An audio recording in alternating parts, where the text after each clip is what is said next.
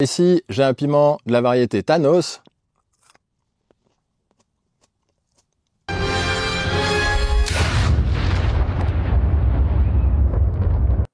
Oh. Alors c'est incroyablement bon et parfumé. Alors ça pique.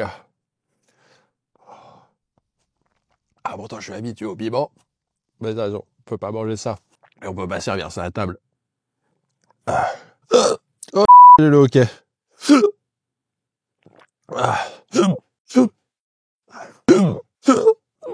Oh, ça va être compliqué de faire la vidéo là. Bon, je vais refaire mon intro.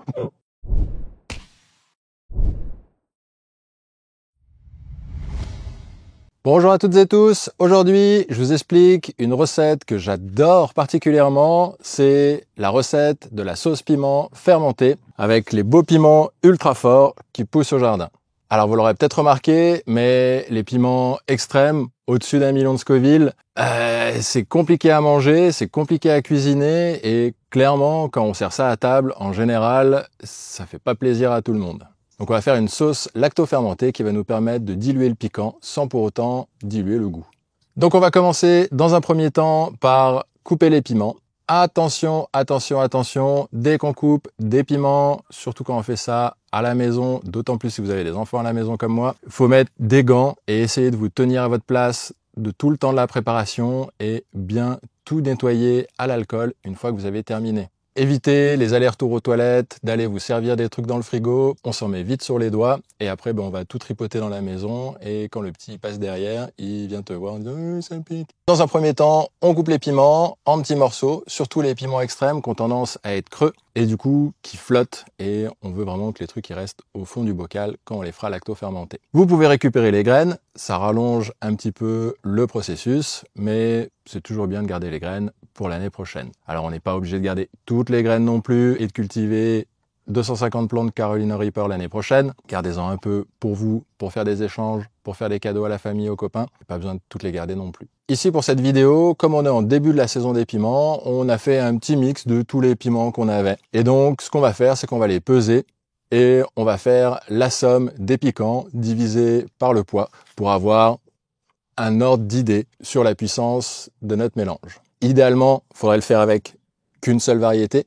mais en début de saison, c'est pas toujours possible. On fera certainement d'autres vidéos si ça vous intéresse avec des recettes bien précises, avec des piments bien précis. N'hésitez pas à l'écrire en commentaire si vous voulez des vidéos de ce type-là sur cette chaîne. Ici, on va juste se concentrer sur vraiment le procédé, comment on fait pour faire de la sauce lacto-fermentée. Donc on va pas se prendre le chou, on va prendre tout ce qui traîne au jardin et on va tout mélanger dans une gamelle et on verra ce que ça donne par la suite. Une fois qu'on a pesé nos trucs qui piquent, on va rajouter des trucs qui piquent pas. On peut rajouter de l'ail, de l'oignon, ça relève toujours un petit peu la sauce, ça lui donne un petit goût sympa.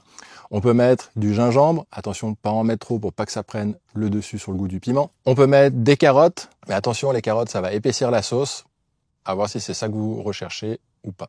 On peut mettre des fruits, attention tout de même à pas en mettre trop. Si vous mettez trop de fruits, ça risque de fermenter trop fort et d'alcooliser le mélange et c'est pas ça qu'on recherche.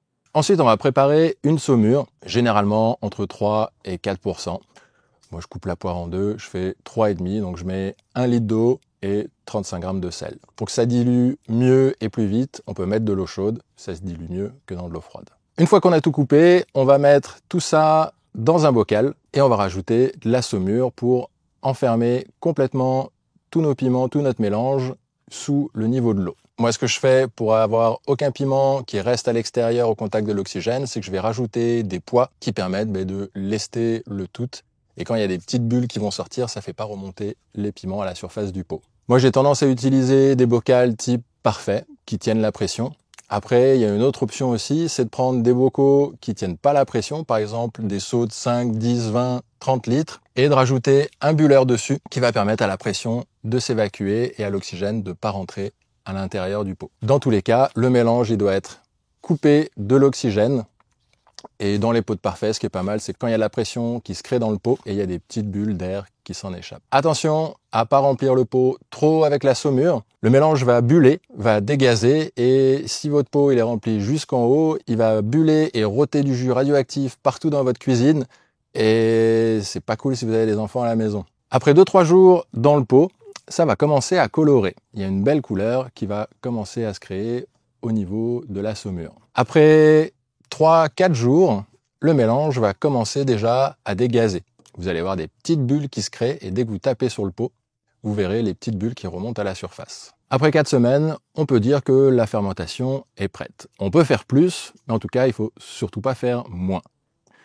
Si après 4 semaines, vos gousses d'ail deviennent bleues, vous inquiétez pas, c'est normal, c'est que le pH est passé en dessous des 3,5 et souvent, ça fait colorier l'ail. Une fois que la fermentation est prête, on va ouvrir le pot et goûter en faisant attention de réserver un petit peu de saumure qu'on va certainement réutiliser par la suite. Une fois qu'on a bien égoutté notre mélange, on va le mixer. Alors attention, il faut vraiment faire ça idéalement sous une hotte. Si vous reste des vieux masques FFP2, mettez-les parce que passer 1 kg de Carolina Reaper au mixeur, c'est comme être en première ligne dans une manif. Au niveau gaz qui s'en sort, c'est comme du gaz lacrymogène. Une fois qu'on a mixé, va falloir sortir la brique de lait du frigo et va falloir goûter. Alors attention, quand on goûte avant l'opération de dilution, en général, ça pique. Donc on va goûter et puis on va évaluer à peu près le niveau de piquance. Si c'est trop fort pour vous, on va rajouter un peu de saumure, environ 50 ml. Ensuite on regoute. Et si c'est toujours trop fort, à ce moment-là, je vous conseille de le couper avec du vinaigre. Pour ceux qui ne sont pas à l'aise avec les produits en croix, vous pouvez aller sur notre site. Il y a le lien en description. On a fait un petit calculateur qui vous permet de savoir à la louche combien de Scoville va sortir de votre sauce. On y rentre les trucs qui piquent, leur force, les trucs qui piquent pas, leur masse, et ça nous fait le calcul. C'est un bête produit en croix.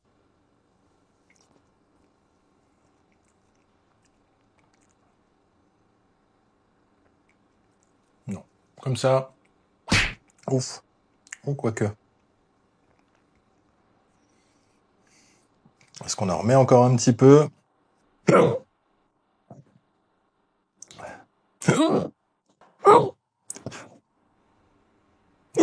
Voilà, couper. Couper encore un petit peu. Comme ça, c'est nickel. On y touche. Comme ça, c'est nickel. On n'y touche plus. On va pouvoir mettre à pasteuriser et remplir les bouteilles à chaud par la suite. Une fois que votre sauce est à votre convenance au niveau de la piquance, on va tester le pH. C'est une partie qui est très importante, c'est ce qui vous permet de savoir si votre sauce elle est suffisamment acide pour être conservée ou si elle va continuer de fermenter ou juste s'abîmer comme ça. Le pH doit être obligatoirement en dessous de 4, idéalement en dessous de 3,5. Pour tester le pH, pour moi, le mieux, ça reste quand même, et de loin, un testeur de pH électronique. Ça vaut 20 ou 30 balles. Vraiment, ça vaut le coup d'acheter ça. Il y a les petites bandelettes aussi qui existent, qui coûtent moins cher, mais clairement, c'est moins précis. C'est pas à ça que ça sert. Prenez un testeur électrique. Si le pH est bon, la sauce est prête. On va pouvoir la conserver. Au niveau de la conservation, il y a plusieurs options qui s'offrent à vous. La première chose, c'est de se dire, le pH est en dessous de 3,5. C'est un produit qui est lactofermenté, qui est vivant.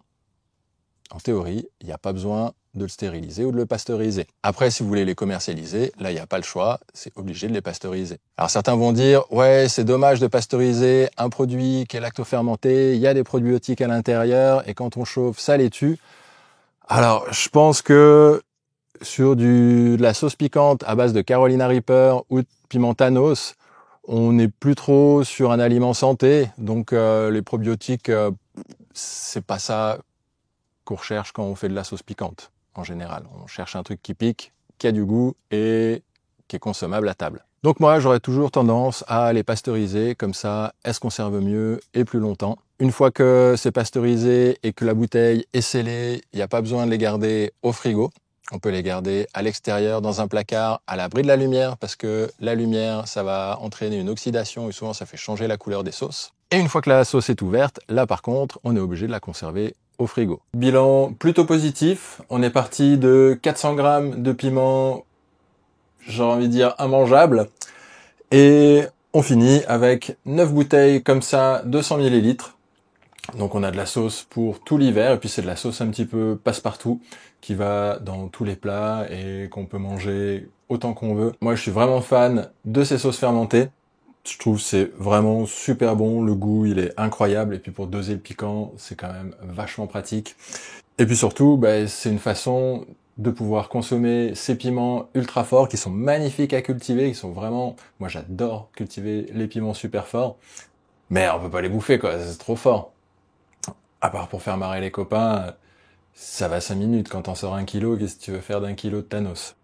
Si vous voulez d'autres vidéos autour des sauces piquantes avec des recettes précises, n'hésitez pas à mettre un commentaire. Et puis pour pas rater les prochaines vidéos, abonnez-vous, ça vous coûte rien et ça soutient la chaîne. On se dit à tout bientôt. En attendant, prenez soin de vous, prenez soin de vos proches et prenez soin de la planète parce que jusqu'à preuve du contraire, c'est la seule où il y a des piments qui poussent dessus.